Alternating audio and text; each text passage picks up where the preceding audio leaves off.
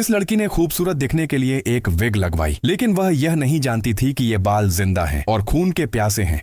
Movie के start होते ही हमें एक बच्ची दिखाई जाती है जिसका नाम होता है एना। एना की बड़ी सिस्टर उसके बालों में एक क्रीम लगाती है, लेकिन जब वो उस क्रीम को वॉश करती है तो एना के कुछ बाल भी झड़ जाते हैं, जिसकी वजह से एना को काफी पेन होती है। फिर हमें एक कंपनी दिखाई जाती है जहां पर कुछ वर्कर्स विग्स बना रहे थे। इस कंपनी का नाम था मेडिसन और इसका एक स्पेसिफिक लोगो भी था। फिर हमें कुछ सालों बाद का सीन दिखाया जाता है जहाँ पर हम एना को देखते हैं जो कि अब बड़ी हो गई है। उसके बचपन में जो बाल झड़े थे उसके जख्म के निशान आज भी थे और आज भी उन जख्मों की वजह से एना को पेन होती है। यहाँ पर हम देखते हैं कि एना के बाल काफी फ्रिजी, काफी कर्ली हैं, जो कि काफी क्रीपी लुक भी देते थे, लेकिन वो अपने बालों का ट्रीटमेंट नहीं करवाती थी। एना जो कि एक टीवी चैनल पर असिस्टेंट की जॉब करती थी। फिर एक दिन कंपनी का ओनर टीवी चैनल के हेड को निकालकर उसकी जगह पर एक मॉडल को एज अ हेड हायर कर लेता है, जिसकी वजह से सारा स्टाफ अपसेट हो जाता है। लेकिन क्योंकि वो एम्प्लॉई थे, इसी वजह से वो कुछ कर भी नहीं सकते थे। इसके अलावा उनके पास और कोई ऑप्शन भी तो नहीं था। वहीं पर हम एक लड़के होस्ट को देखते हैं जिसका नाम होता है जूलियस। यहाँ पर हम यह जान पाते हैं कि जूलियस और एना रिलेशनशिप में थे, लेकिन उसी रात जूलियस एना से रिलेशन तोड़ देता है। एना जो कि ऑलरेडी काफी वरीड थी क्योंकि इतने सालों से वो इस टीवी चैनल के लिए काम कर रही थी, मगर उसकी कोई भी प्रमोशन नहीं हुई। यहाँ पर एना जूलियस से जेलस हो रही थी। वो एक असिस्टेंट से डायरेक्ट होस्ट बन गया, जिसकी वजह से एना काफी दुखी थी और वो काफी रोती भी है। फिर लेट नाइट एना घर जाती है और घर का मालिक एना से रेंट मांगता है, लेकिन एना उसकी किसी भी बात का जवाब नहीं देती। एना की लाइफ पिछले कुछ अरसे से काफी डिस्टर्ब्ड थी। नेक्स्ट डे चैनल की न्यू हेड जिसका नाम होता है जोरा, वो एना को अपने ऑफिस में बुलाती है और वो एना से पूछती है कि तुम इतने सालों से इस चैनल के लिए काम कर रही हो, तो फिर तुम्हारी प्रमोशन क्यों नहीं हुई? जिस पर एना जवाब देती है कि कभी किसी ने मेरी प्रमोशन के बारे में सोचा ही नहीं, क्योंकि कभी भी किसी ने मुझे सीरियस लिया ही नहीं। फिर एना जोरा के साथ इस चैनल की सक्सेस के लिए एक आइडिया शेयर करती है और वो यह कि यह चैनल 24 आवर्स लाइव शो करे, जिसका रिजल्ट ये होगा कि चैनल को काफी सक्सेस मिलेगी। जोरा को एना का यह आइडिया काफी पसंद आता है, इसीलिए वो मजीद और इन्फॉर्मेशन एना से ले लेती है। फिर जाते जाते जोरा एना को कहती है कि तुम अपने बालों का ट्रीटमेंट करवाओ, तुम्हारे हेयर्स काफी खराब हैं। इसीलिए जोरा एना को एक हेयर एक्सपर्ट के सैलून का कार्ड देती है। इसके बाद एना जाती है अपने अंकल के घर, जहां पर एना के अंकल उसे एक एंशिएंट बुक गिफ्ट देते हैं। एना के अंकल उसे बताते हैं कि इस एंशिएंट बुक में विचेस और बालों की कहानियां बताई गई हैं, लेकिन एना जो कि इन बातों पर बिलीव नहीं करती थी, इन बातों को फिजूल समझती थी। इसके बाद एना अपनी आंट से कुछ पैसे लेकर उसी सैलून में जाती है जहाँ पर हेयर एक्सपर्ट एना को हर स्टाइल की विग दिखाती है। उनमें से एना एक विग सिलेक्ट कर लेती है। एना उस विग को परमानेंटली अपने सर में लगवा लेती है। वो हेयर एक्सपर्ट एना की स्कल में स्टिचेस लगाकर उस विग को फिक्स करती है। एना देखती है कि वो बिल्कुल चेंज हो गई है और वो काफी खुश हो जाती है। फिर एना को एक लिक्विड क्रीम भी दी जाती है जो कि उसने अपने बालों में लगानी है। एना को यह भी कहा जाता है कि 1 वीक इन स्टिचेस में पेन होगी और 1 हफ्ते के बाद सब कुछ बिल्कुल ठीक हो जाएगा। एना को एक जरूरी बात भी बताई जाती है जिसे उसने जरूर फॉलो करना है, और वो यह कि कभी भी इन बालों पर पानी नहीं लगने देना। इसके बाद फिर से घर का मालिक एना के पास आता है और वो एना को लास्ट वार्निंग देकर वहां से चला जाता है। फिर आधी रात को एना अपने अंकल की वो दी गई एंशिएंट बुक को पढ़ती है। उस बुक की स्टार्टिंग में जो स्टोरी थी उसे एना पढ़ने लगती है कि एक दिन एक लेडी अपने काम से घर जा रही थी। रास्ते में उस लेडी को एक ट्री नजर आया जो कि काफी वियर्ड लग रहा था, और अजीब बात तो ये है कि उस ट्री में बाल उग रहे थे। उस लेडी ने ट्री पर लगे हुए बालों को काट लिया और उसकी एक विग बनाई। स्टोरी में आगे क्या हुआ यह पढ़ने से पहले ही एना को नींद आ जाती है और वो सो जाती है। नेक्स्ट डे एना जब अपने काम पर जाती है तब सब लोग उसे देख रहे थे और एना की लुक चेंज होने पर उसकी काफी तारीफें भी की जा रही थी। मीटिंग में जोरा एना की उस पूरे आइडिया को चुराकर अपना नाम लेकर सबको बताती है। मीटिंग के बाद एना जोरा से चैनल की होस्ट बनने की डिमांड कर देती है, जिस पर जोरा एना को कहती है कि ठीक है, मैं तुम्हें सोचकर बता दूंगी। फिर हम देखते हैं कि आधी रात को मकान मालिक नशे की हालत में एना के रूम में आता है, लेकिन एना उसे नाइफ से स्टैब कर देती है। तब मकान मालिक के शोल्डर से खून आने लगता है और तब वहाँ पर एक अजीब चीज होती है। एना के बाल उस मकान मालिक की बॉडी में घुसकर उसका सारा खून पी लेते हैं, जिसकी वजह से मकान मालिक की डेथ हो जाती है। यह देखकर एना काफी डर जाती है, इसीलिए वो मकान मालिक की डेड बॉडी को डस्टबिन में थ्रो कर देती है। नेक्स्ट डे पुलिस को भी यह बात पता नहीं चल पाती कि आखिर इस मकान मालिक की डेथ हुई कैसे है। फिर हम देखते हैं एना को जो कि अपने ऑफिस में थी और अचानक से पोजेस्ड हो जाती है, और ऐसा फील हो रहा था कि जैसे एना को उसके बालों ने कंट्रोल कर लिया हो। एना वो लिक्विड क्रीम रोज अपने बालों में लगाया करती थी। एक बार एना के हाथ पर चोट लग जाती है और एना के बाल उसकी चोट से निकलने वाला खून भी भी पी लेते हैं। इसके बाद एना की बॉडी के जिस हिस्से से भी खून आता था उसके बाल वो खून पी लेते थे। और हैरत की बात तो ये है कि जब बाल खून पी लेते थे तब उनमें शाइनिंग आ जाती थी। अब यहाँ पर बहुत से सवाल हमारे जहन में उठते हैं कि आखिर यह सब ऐसा क्यों हो रहा है। मीनवाइल हम रात को पार्टी में देखते हैं कि जोरा जूलियस से ब्रेकअप कर लेती है, इसीलिए जूलियस वापस एना के पास आ जाता है। जब वो दोनों साथ होते हैं तो एना को गुस्सा आ जाता है और वो अचानक पोजेस्ड हो जाती है और पोजेस्ड एना जूलियस को मार डालती है और तब एना के बाल जूलियस का सारा खून पी लेते हैं। फिर जब एना अपनी नॉर्मल हालत में वापस आती है तब वो डर कर वहाँ से भाग जाती है। फिर एना अपनी आंट को कॉल करती है। वो अपनी आंट को कहती है कि जो अंकल ने मुझे एंशिएंट बुक दी थी उसे रीड कीजिए और मुझे सुनाइए। तब एना की आंट उसे स्टोरी सुनाने लगती है कि एक लेडी थी जो कि अपने काम से घर वापस जा रही थी, लेकिन रास्ते में उस लेडी को एक ब्लैक मॉस ट्री नजर आता है और उस ट्री पर बाल उगे हुए थे। वो लेडी उन बालों को तोड़ लेती है और उससे एक विग बनाती है, लेकिन फिर वो विग उस लेडी को अपने कंट्रोल में ले लेती है। और हैरत की बात तो ये है कि वो बाल लोगों को मारने लगते हैं, उनका खून पीने लगते हैं। तब वो लेडी ये जान पाती है कि वो ट्री कर्स्ड था और उस पर जो बाल लगे हुए थे वो विचेस यानी चुड़ैलों के थे और एक दिन उन बालों ने उस लेडी को फांसी लगाकर मार डाला। यहाँ पर हम यह जान पाते हैं कि एना ने सैलून में जो विग्स देखी थी और इवन जो विग एना ने अपने सर पर लगाई थी वो सब के सब असल में चुड़ैलों के बाल हैं, जो कि उस ब्लैक मॉस नजर आने वाले ट्री से तोड़े गए थे। असल में वो ट्री था ही चुड़ैलों के बालों का। यह पूरी स्टोरी सुनकर एना बहुत ज्यादा डर जाती है। फिर एना यह सोचती है कि मैं दोबारा से उस सैलून में जाऊंगी और इस विग को हटवाकर उन चुड़ैलों के बालों से जान छुड़वा लूंगी। फिर एना रात को ही उस सैलून में चली जाती है और वहाँ पर वो लेडी भी आई हुई थी जो कि पहले चैनल की हेड थी। एना हेयर एक्सपर्ट को कहती है कि मेरी विग को रिमूव कर दो, लेकिन जैसे ही हेयर एक्सपर्ट सीजर को बालों के पास लेकर जाती है वो बाल मूवमेंट में आते हैं और उस हेयर एक्सपर्ट को मार डालते हैं और फिर वो बाल एक एक करके सैलून में सभी लोगों को मार डालते हैं जिनमें चैनल की हेड भी शामिल थी। फिर वो बाल सब लोगों के खून को सक कर लेते हैं। एना बुरी तरह डर जाती है और वो अपने ऑफिस में आ जाती है। एना वहाँ पर एक डेड बॉडी देखती है जिसके खून को सक कर लिया गया था ऑलरेडी, जिस पर एना सोचती है कि यह किसने किया है, मैं तो वहाँ नहीं थी। तो वहाँ पर एना को जोरा मिलती है जिसे भी उन बालों ने पोजेस कर लिया था, क्योंकि जोरा ने भी विग लगवाई थी। जोरा डर जाती है और वो अपने बाल काटने की कोशिश करती है, लेकिन तभी वो बाल उसे फांसी लगाकर मार डालते हैं। यानी एना सिर्फ अकेली ही नहीं थी जिसने अपने सर पर चुड़ैलों के बाल लगाए थे, बल्कि सिटी में बहुत सारी ऐसी फीमेल्स थी जो उन चुड़ैलों के बालों की विक्टिम्स बनी। फिर एना अपने ऑफिस में जाती है। एना को बताया जाता है कि जोरा और जूलियस कहीं पर चले गए हैं, इसीलिए अब शो की होस्ट एना को बनना पड़ेगा। तब एना खुशी खुशी शो को होस्ट करने लगती है